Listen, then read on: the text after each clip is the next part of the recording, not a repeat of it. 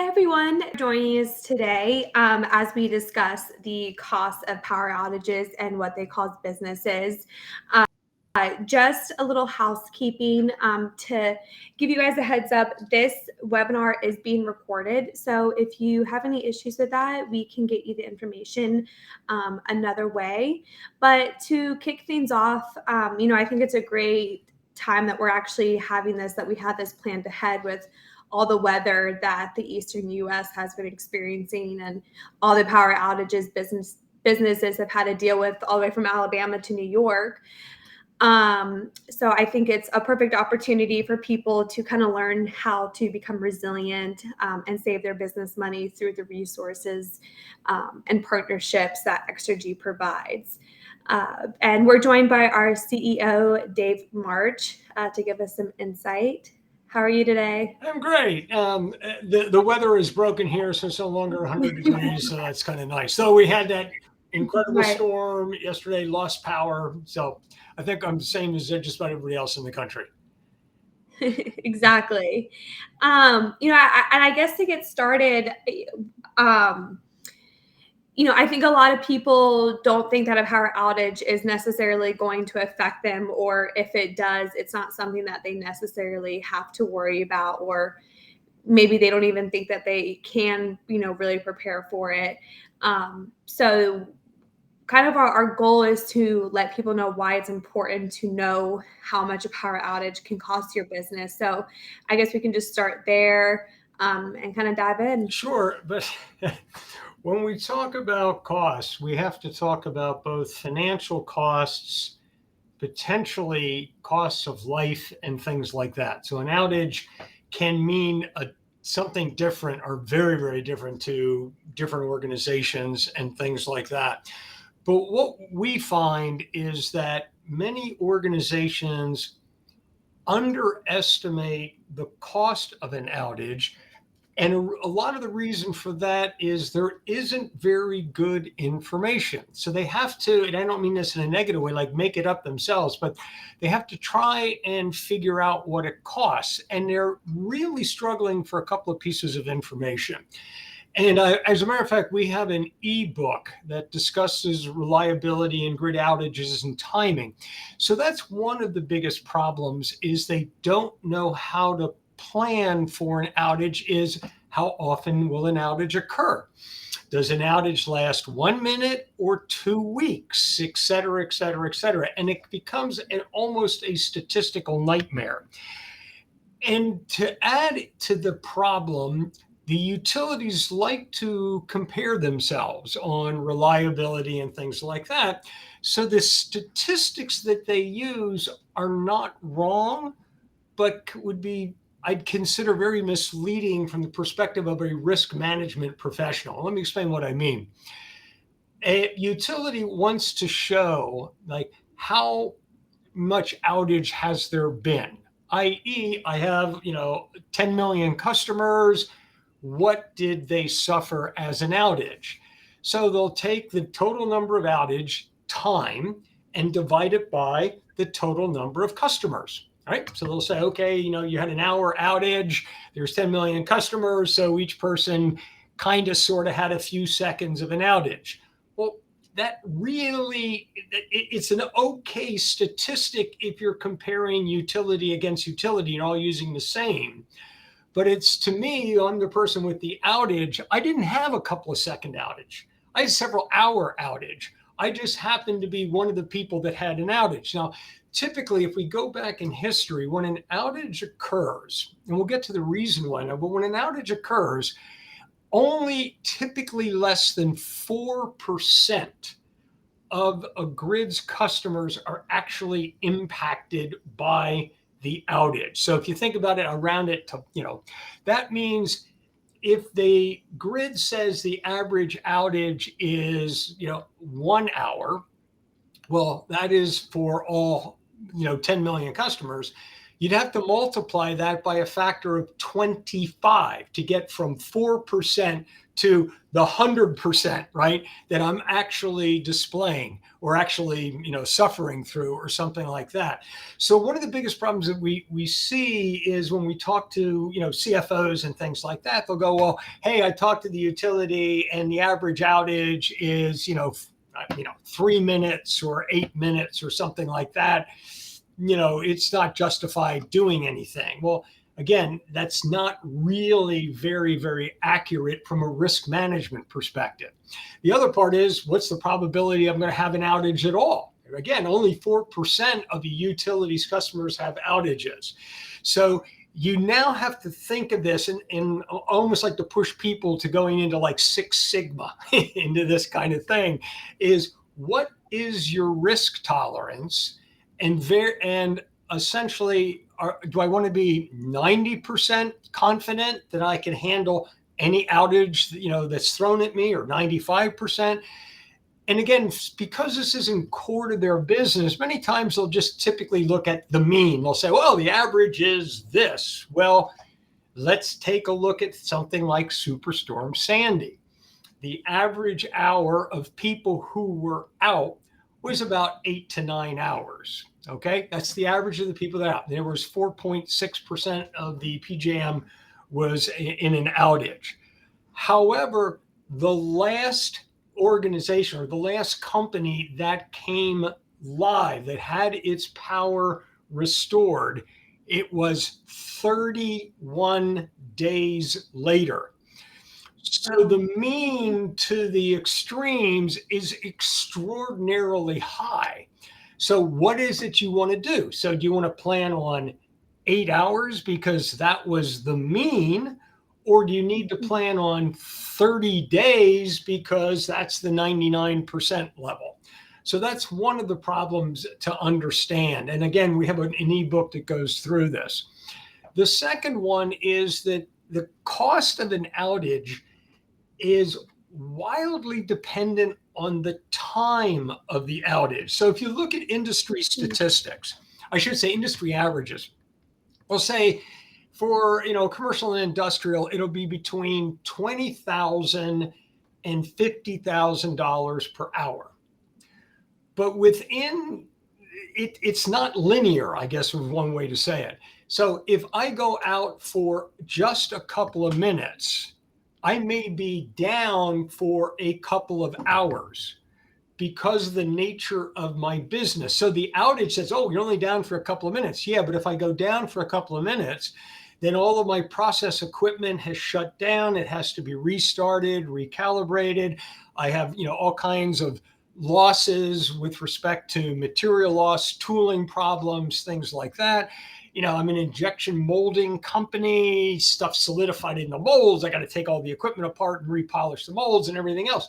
So the difference there between I'm out for 2 minutes or I'm out for 20 minutes or I'm out for an hour actually has very little difference in its cost, right? So, like I'm down for 2 minutes, it's $20,000. I'm down for an hour, it's $20,000, right? So that's one of the things that, again, people have to look at is what is the cascading effect? Now, what you'll also find is because of that, you'll see that most industry studies, they'll say that the cost of the outage declines with time. So the first hour is 20,000, the second hour is 18,000, the next hour, and their logic is, okay, you've been shut down, you got your biggest hit now, and your waste and everything else. You're not accumulating additional waste because you're not running, right? So it's just, again, lost labor time and things like that. The problem is that's not how business works, okay? Business, in most cases, the cost of an outage increases dramatically after a point in time. And that's because there's no recovery possible. So let's look at some examples might help. Mm-hmm. Let's say I'm a retail store, okay?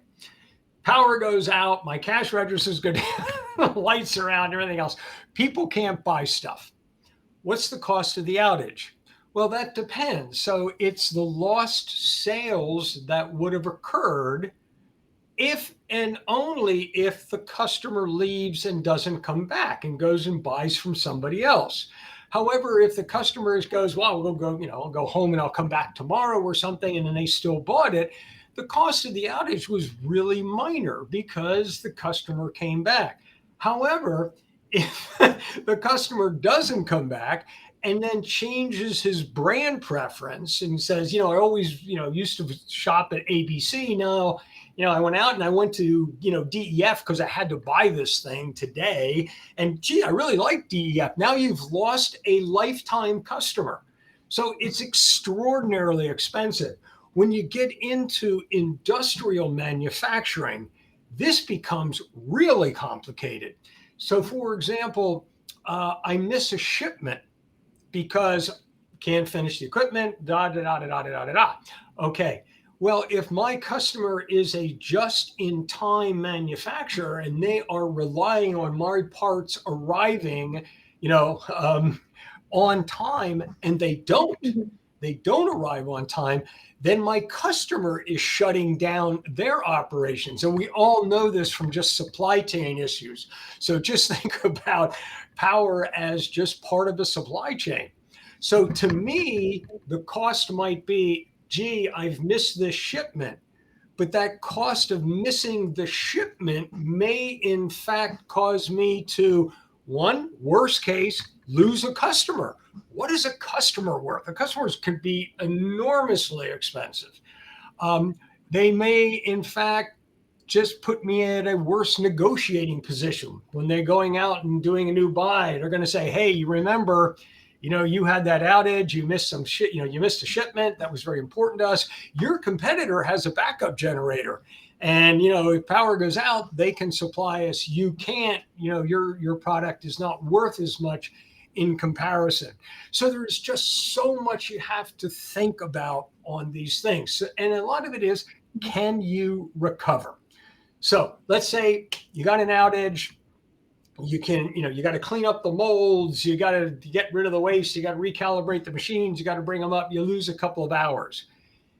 Is it important? Well, let's assume I'm running a 5-day-a-week, 2-shift operation, and I'm running at 80% capacity.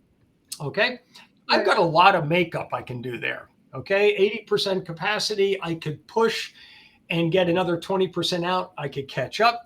I'm only running 5 days versus 7 days. I could run overtime over the weekend and I could catch up that way.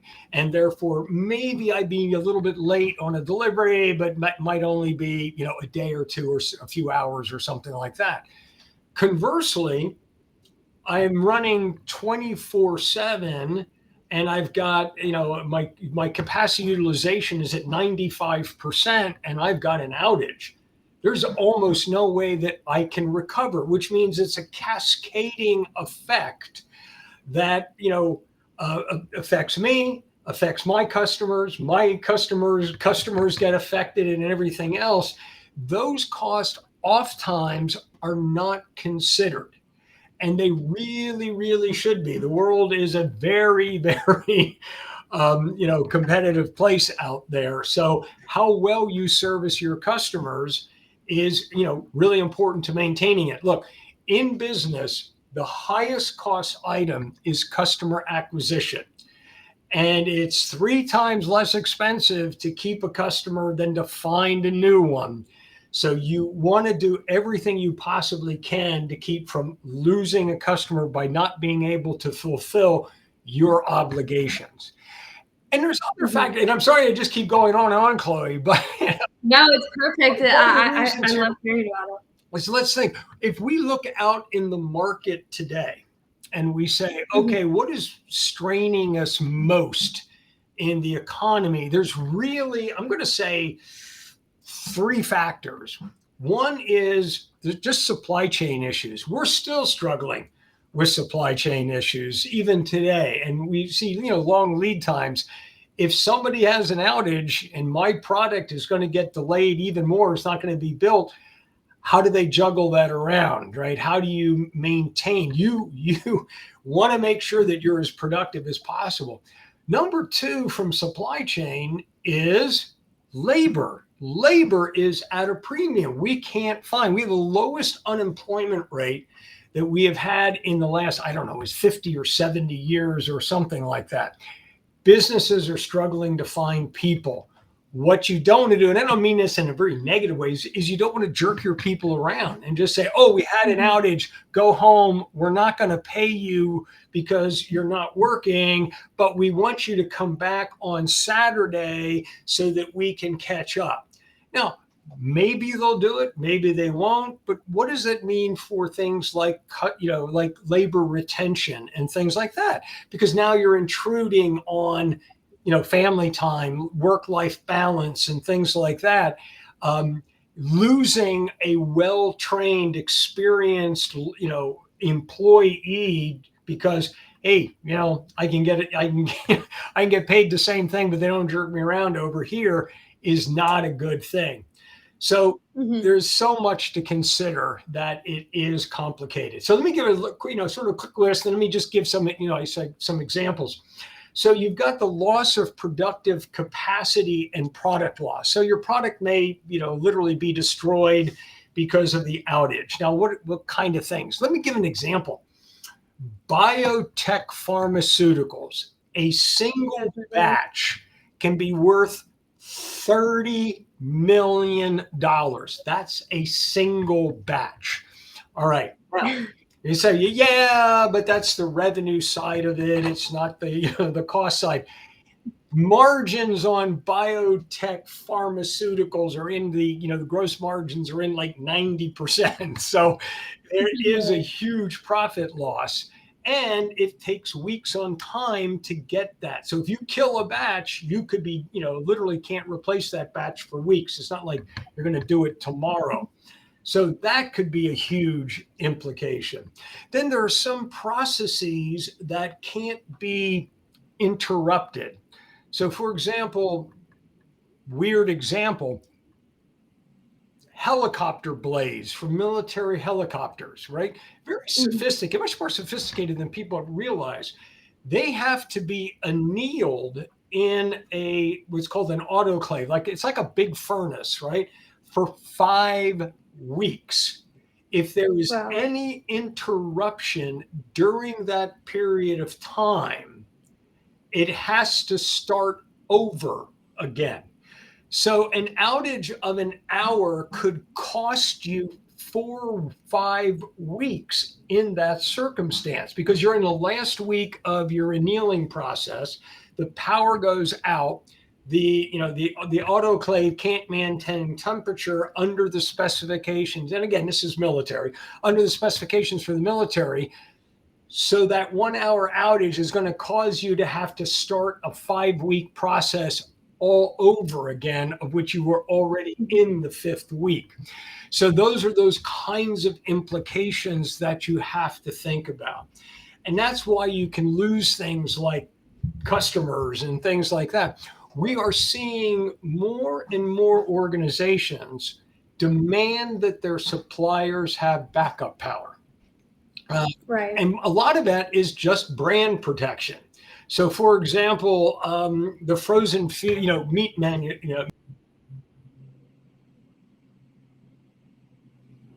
meat producers and things like that, houses out demand that the power goes out. It's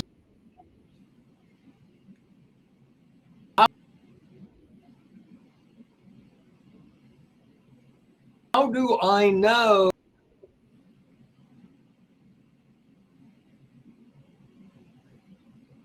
how they're doing more and more tracing of this? For example, some alcohol distributors, beer distributors, and things like that, their warehouses and what are called their keg rooms, the temperature is monitored at corporate office by the brewer or something like that. And if it fails and they can't hold temperature, all of that product needs to be scrapped.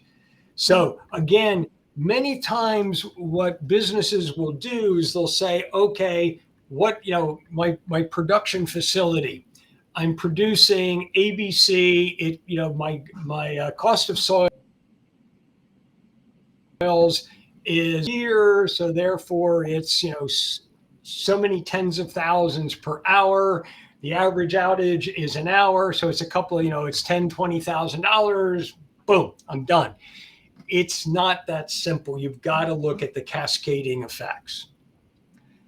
You look Definitely. so I don't know if we're still streaming or not. Oh, say that again. I said, you're frozen on my screen. No, one part of you is I was gonna say you're frozen on my screen. That's funny. okay. Okay. So I think the biggest takeaway from this for business owners to explain, and I'm sure that they see it in some scope, but maybe not the larger picture, is that if the power were to go out, not only does it affect their business, it affects their customers, and Yeah, their people that customers, their may serve employees. based off their. Yeah, it affects everyone. So, I mean, some of this becomes so visceral that it's like a non-skilled nursing home. Power goes out. We have a customer. We said, what happens when power goes out? And they said, we dial 911 and we start getting ambulances dispatched here because we've got to move our skilled nursing patients to the hospital. Well, wow, there's a change. I'm going from a nursing home now to a hospital. Well, one, that's expensive. Two, think of the trauma associated with that, all of the logistics that have to get done. But now, again, and what we try and say is take your worst case scenarios and literally what is the cascade. So let's take the nursing home. I now have to move this elderly person, infirm, to a hospital. Huge expense in doing that, huge disruption, huge trauma. But now think of the trauma to everybody else. The family that visits. Now we got to call that family and say, hey, we've had to move her to the hospital. Now they're thinking, oh my gosh, what happened? She fell and broke something. No, just because we have a power outage. I mean, we have talked to nursing homes.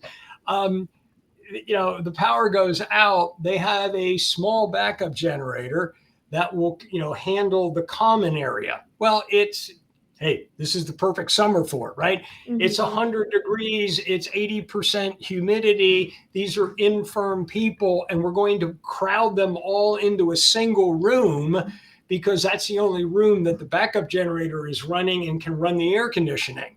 Mm-hmm. Well, that may be fine, and everybody's happy socially for an hour or two. What are you going to do after that? Right. Are you going to send them back to their rooms at 95 degrees or something? Are you going to be able to run your cafeteria and feed them and all of that? So there's real implications on this that, again, you got to think through. Here's an example I didn't know. I was working with a school district. Mm-hmm. And I thought like, okay, power goes out. How big a deal is it for a school? Right. I was shocked. Okay. I was shocked at how complicated the situation is. So if the power goes out at a school, you're allowed to hold the child for 2 hours. Oh, wow. Without power. But during that period of time, you have to also supply them with, with water, drink, and, accommodations and everything else. Well, power goes out. How long is the outage going to be? I don't know. Okay. Mm-hmm. You could call the utility. That's usually a real interesting thing. We had an outage the other day with one of our customers, and I contacted the utility, and it was 8:00 in the morning. I said it would be up and running by noon. And the next morning, it still wasn't up at 10 a.m. Right. So they're not always that good at forecasting it. But here's the dilemma for that school. It takes 45 minutes to an hour to get the buses and things to the school if they have to send them home. Right. So that you can hold the child for 2 hours. You don't have 2 hours to make that decision. You may have 40 minutes to make that decision because otherwise you're not going to get the buses there in time and be able to dispatch the children. Okay, so they've got to make the call very, very quickly. Now, okay, gee, it's a pain in the ass. I got to, excuse my language, I got to get the buses in and everything else. Again, look at the cascading problem. I'm now sending children home early. Now I've got to dispatch the buses. I've got to get them there. Now what do I have to do? I have to call every single parent and say, we're sending your child home.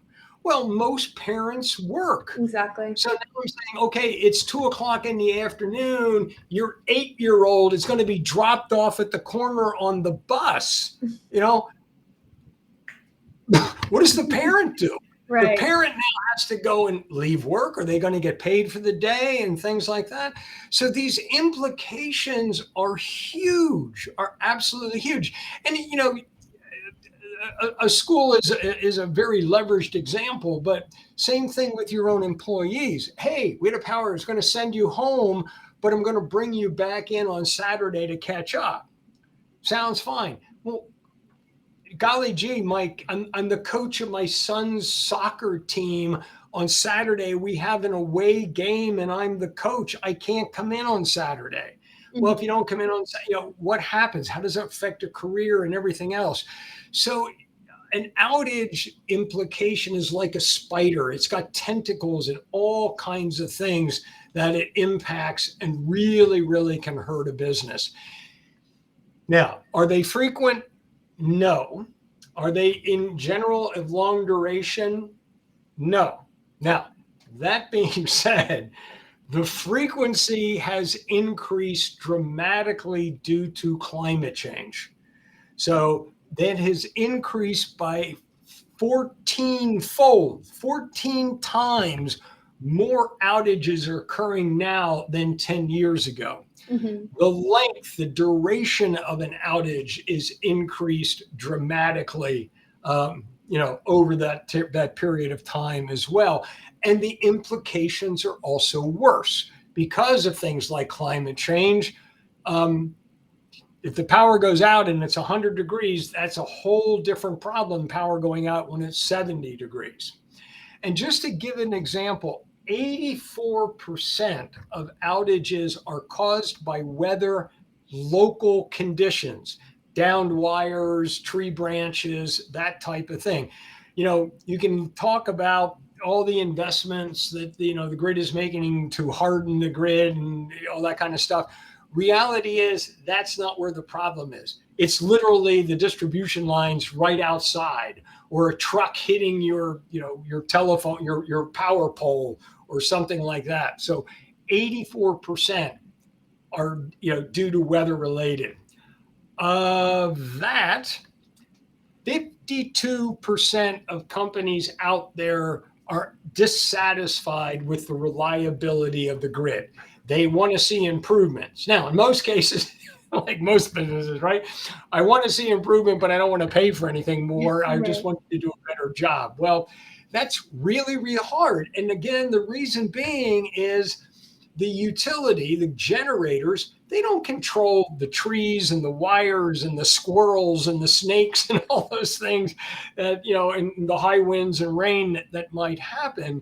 So if most outages are fairly local or due to local conditions, the only way that you can be sure of your resiliency is by taking responsibility for it, getting backup power and things like that. And again, it's a statistical game. Average outage might only be an hour, but that's a mean. Okay. 90% or the 3 sigma on that is you can't plan for an hour. You may have to plan for 10 hours. 10 hours is, again, really, really different than 1 hour. Most businesses can recover with an hour outage. A 10-hour outage, especially if they're running, lean, mean, and at full capacity, has a huge impact on their business. Definitely. And something that you said also brought to my mind the transition to renewables that we're currently facing globally due to climate climate change.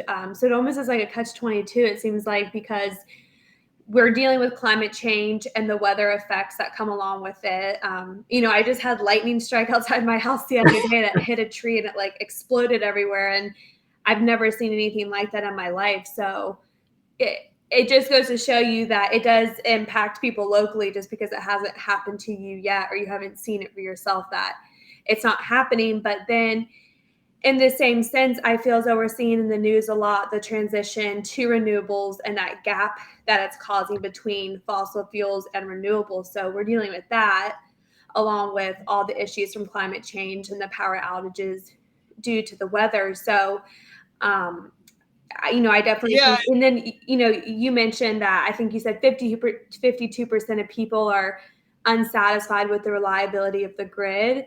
Um, just from what I can tell, it seems as though that specific problem isn't going to be something that's solved anytime soon within the next year for sure. So having that reliable backup power is something that is almost necessary, especially in these mandatory. times. Yeah, you bring up renewables is an interesting thing. Renewables in general do not have a significant impact on outages in general. And the reason is most outages are caused by weather conditions, down lines, and things like that. So it doesn't really matter whether the energy is coming from a wind farm, a solar farm, or something. If the wires get blown down, the wires get blown down. It could have been connected to a coal plant. The wires get blown down. The wires get blown down. They do impact the reliability of the grid from the perspective of their intermittent nature, makes management of the grid's sort of quality more challenging. So you still have to back up those renewables with natural gas or something, because if they drop out, because cloud cover can come over and a solar farm can drop 80% of its production in a matter of 30 seconds, you need something that's going to be able to respond to that. What really renewables do more than anything is, on average, they reduce the average cost of energy, which Mhm. is great, but they dramatically increase the volatility of the prices. So the average is reduced when the renewables are there. When the renewables disappear, then we have to scramble around and fire up plants and do all kinds of things, and that spikes the energy prices.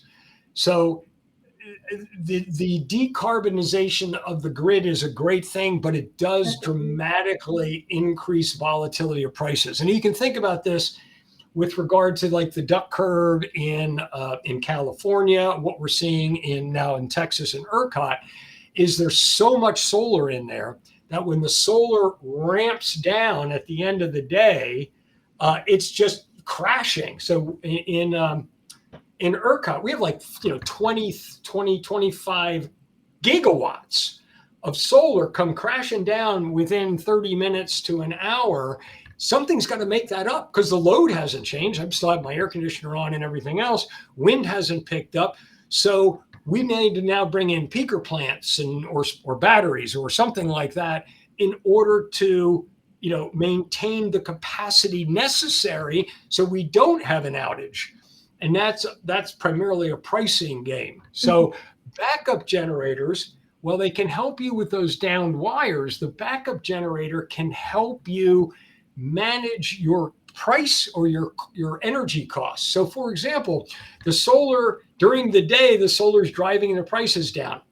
Wonderful. Okay, it gets to be 7, 8 o'clock at night, solar comes off, prices spike. We've seen prices in Texas spiking up to $2,000 to $4,000 a megawatt hour. Enormous prices. So it's a perfect time for you to be a good citizen, turn on your generator, reduce the load, save your costs, and help everybody else save some money too by sort of reducing that ramp. So that's kind of where the renewables play into the sort of the reliability factor. Okay. Now, that being said, there is a lot of, I think, misinformation on renewables to business.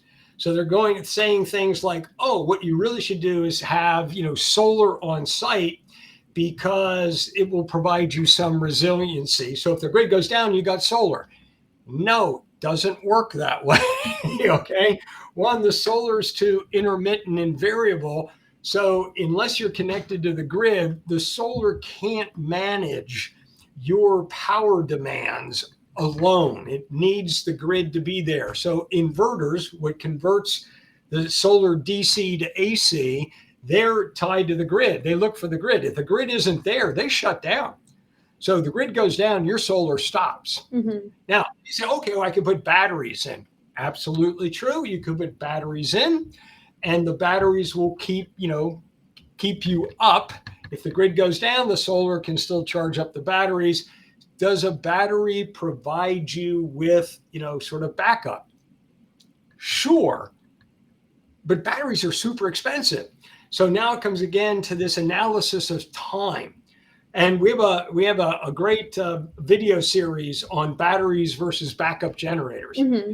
So batteries can do that for you maybe for an hour, 30 minutes, an hour, hour and a half. But if the outage is going to be longer than that, it's just not economical.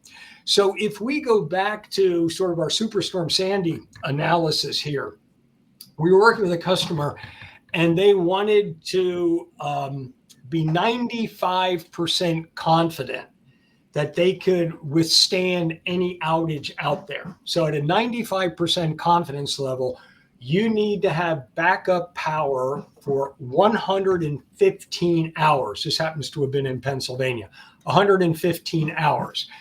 If they were a megawatt load, they would need, from a battery perspective, 115 megawatt hours of battery storage. That is $34 million. Okay. Oh. Whereas a backup generator, a 1 megawatt backup generator, is about $1 million. Mm-hmm. Now, the batteries themselves, if you only needed it for an hour, was much cheaper than it was for the generator.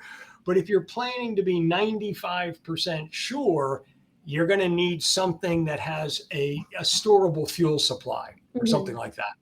So that's part of the problem, that people are being sold, oh, batteries, they'll be, provide you backup, and solar plus battery, you could keep your plant running. Very unlikely.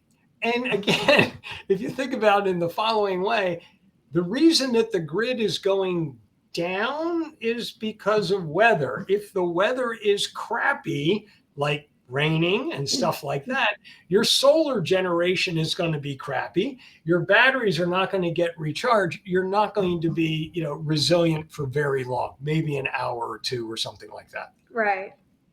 And we've talked a lot about the cost associated with power outages. But before, I feel like you've mentioned things such as soft cost, which are some things that maybe business owners might not have come to the front of, or, are at the forefront of Top their of mind. mind. Yeah. I mean, and if somebody wants to just, send it to us, in the comments or something, we'll send you some of the industry studies on how much an outage costs according to their analysis by type, like agriculture, finance, manufacturing. And again, it typically ranges $20,000 to $50,000 per hour. But that's very massaged kind of thing. But those are only the direct costs. They're not the indirect, or what we refer to as soft cost, in the sense of, that is, if I'm a manufacturer, I go down, I typically have this in-process work, I'm going to get scrapped, I'm going to get, I'm a food producer, I go down, whatever is in production is going to have to be scrapped, and I have to do, then I have to clean up everything, et cetera, and I do all that. But it doesn't go the next step and say, what does this do? What does this cause of downstream implications, what we call the cascading effect? How will our outage affect our customer? Now, if you're a nursing home or a hospital, you know exactly what it's going to do. if the power goes out and he's attached to the ventilator and the ventilator goes out, he dies. As terrible as that sounds, it's pretty easy to understand. It's pretty visceral. But from the standpoint of the manufacturer is, if I go down for this period of time, I'm going to miss these shipments. Mm-hmm. What does that mean to my customer? And we all like to minimize, kind of like how bad we feel when something happens, like, oh, our customer won't mind, blah, blah, blah, blah, blah. Really, are you sufficiently confident of that? And it's very nonlinear. And what I mean by that is, hey, if I miss it by a day, he's not going to really, they're not going to really care. A day is not going to be a big deal because we give them a window or something. 2 days, he's going to get ticked off, and but I can schmooze, blah, blah, blah, blah, blah. At what point does it really become a problem? Meaning that I'm risking losing the customer, or my customer, I might have, service level agreements in place that says I guarantee shipments within a certain amount of time. And if I don't meet that, I have huge penalties to pay. At what point? Then you take that and say, okay, it's linear up to this point, and then the cost goes off a cliff because, all these other implications happen. Now you've got to look at it and say, what probability do I feel comfortable assuring that I can meet this? Because again, if you go and you say, well, I'm okay as long as the outage doesn't, last more than, now just make something up, 4 hours. Mm-hmm. Okay, after 4 hours, it's a real problem, but up to 4 hours, it's not a problem. What's the average outage? Oh, the average outage is 1 hour. This is the danger with averages and means. The average is 1 hour, but the variance could be anywhere from 4 seconds to 3 days. Right. Okay.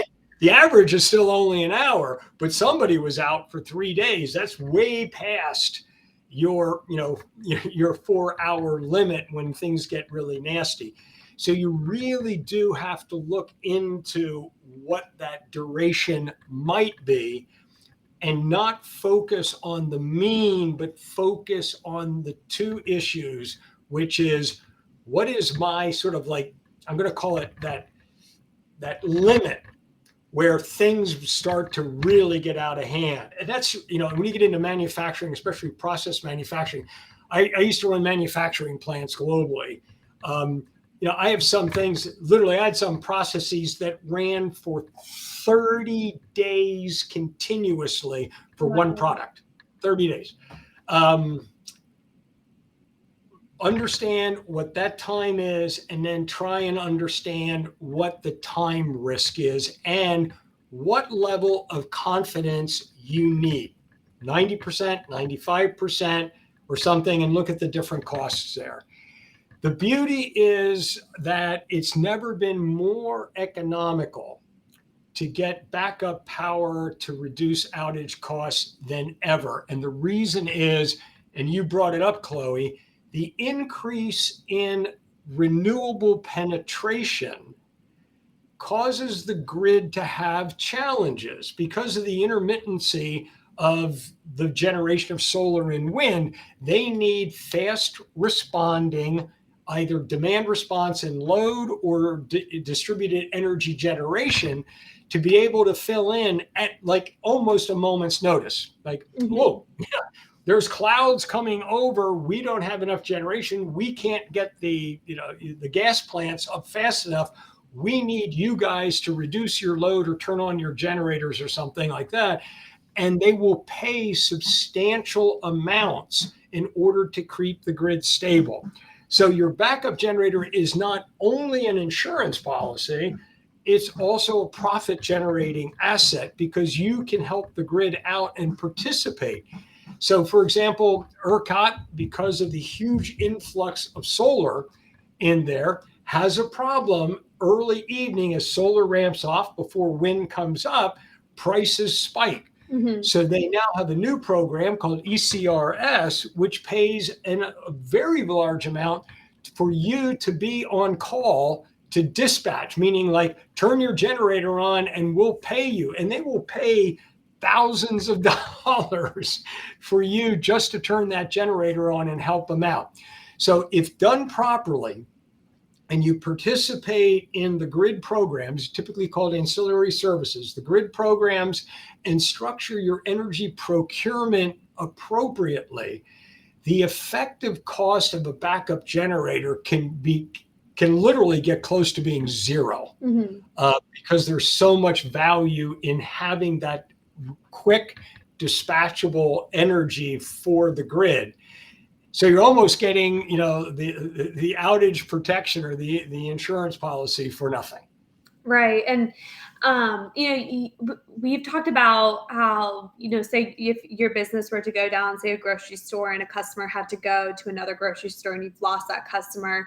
I think another great way to look at it that you've mentioned to me before is if you are a business within the community that is willing to take that next step to remain resilient and sustainable, that the impact that it has on your community, I think, is a lot more meaningful than some business owners might realize. That the impact from the community in itself and how they're helping their community actually means a lot to the people that they serve. And so in that case, that it could maybe bring them more business than they had before, because they know that that company cares about the location where they're operating within. Even if they can't prevent, a weather-related power outage, maybe they could be, a guaranteed spot to go buy groceries, or know that their kids are safe at school in the meantime if they can't get to them right away, and so forth. Yeah, there's so many dimensions there. Let's say I'm a grocery store, I have backup power, the grid goes down, people are out of power, but they still need food, they still need ATMs, they still need gas and things like that. So there's certainly not only a community service, but you are now you're going to get a lot more revenue from that. In general, I'd say, though, that for like most manufacturers or commercial institutions, that they're helping out the grid, helps out the community, by helping to stabilize prices or avoiding brownouts and things like that. They can, in fact, pat themselves on the back and say we're helping the community and things like that. They're not really going to get any business from it.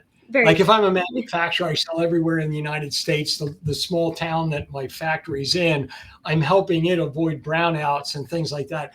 But that's something that the business should be doing anyway. Definitely. Businesses need to be good citizens. And I don't think that people are going to, buy more from them in that town because they do it. But the town is going to recognize that they're a good corporate citizen, and it just makes life better for everybody. Definitely. Definitely. I feel like we've covered a lot with regards to the complications and, I guess you could say, the problems and determining the cost of an outage. But is there anything else that maybe we haven't discussed that you think would be important for someone to kind of take into account when they're considering using I think I would sum up on a couple of things. The first one is most organizations significantly underestimate the cost of an outage. And it's because they think it's usually finance people, and they think too narrowly. It's like, oh, here's what I got in WIP. It goes down, I lose this, boom, boom, boom. It's not that big a deal. Get your marketing and your salespeople in, get your HR department in, and literally ask the question to them is, what happens if the power goes out? Great. And then give them some idea, like what happens if it's 3 hours or 4 hours? And what you'll find is a lot of different implications that you never considered before.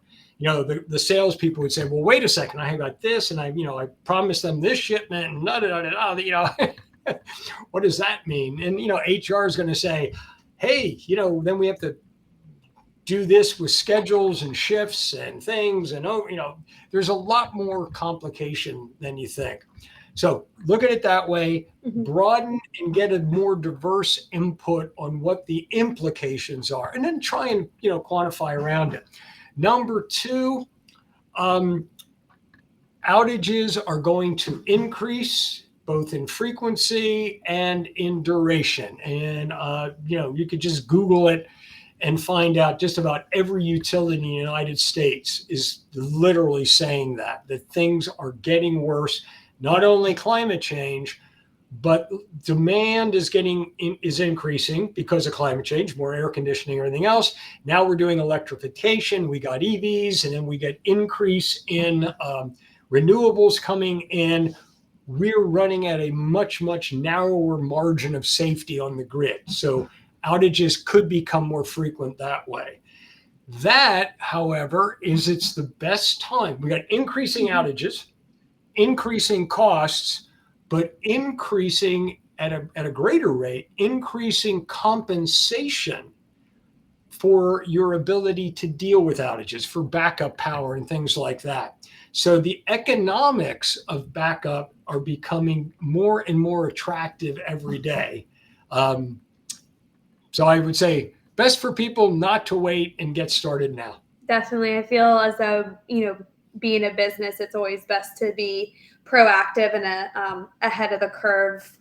Makes you more competitive and obviously resilient and sustainable. You're right. Lead, don't follow, right? Exactly. Chloe, thanks so much. I really appreciate the time today. Thanks, you too. And before we go, I just wanted to point out to people, so if you haven't visited our website yet, xrgenergy.com, we have a specific section regarding power outages and full facility electrification if your power were to go down. And like Dave mentioned, we have some really good brochures and just more information overall that people can download and share and just have in their back pocket. So feel free to check that out and always touch base with us if you have any questions or wanted to discuss, how a power outage would directly impact your specific business. Yeah, please check it out. There's a lot of good educational materials in there. There's so much talk about batteries and solar and backup and things like that. We are technology agnostic. We are a concierge utility. We work for you to get you the best value and the appropriate power and contracts and equipment, and we pay for it. So there's no cost to you upfront on any of that. But please take advantage of our resource section. As I said, there's a bunch of ebooks in there. There's some great videos on batteries and backup power and cost of outages and things like that. So hope to see you soon. And Chloe hosts a weekly event called All Things Energy. This is part of that.